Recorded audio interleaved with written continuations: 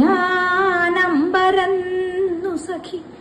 നേരം പുലർന്നളവു നീരിൽ കുളിച്ചു കയറിത്തു നെറ്റിമേൽ കനകരേഖാർദ്ര കുങ്കുമവുമായി നീ അടുത്തണയവേ. ആനന്ദവാരിധിയിലാറാടുവാനിവനു വേറെന്തു വേണ്ടു? മടിയാതാ നമ്രകമ്രമുഖതാരൊന്നുയർത്തുകൈ നിരന്ധ്ര നീലനയനേ. ഇതുവരെ അവതരിപ്പിച്ചതിൽ നിന്ന് വ്യത്യസ്തമായി ഇത്തവണ മത്തേഭം എന്ന വൃത്തത്തിലുള്ള ശ്ലോകമാണ് അവതരിപ്പിക്കുന്നത്.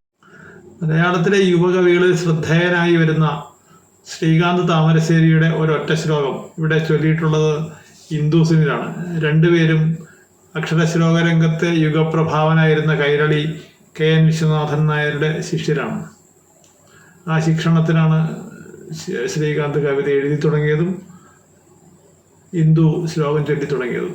രാവിലെ കുളിച്ച് കയറി വരുന്ന പ്രണയിനിയെ കാണുന്ന കവി ഞാൻ അമ്പരന്നു സഖി നേരം പുലർന്നളവു നീരിൽ കുളിച്ചു കയറി തൂ നെറ്റിമേൽ കനകരേഖാർദ്ര കുങ്കുമവുമായി നീ അടുത്തണയവേ.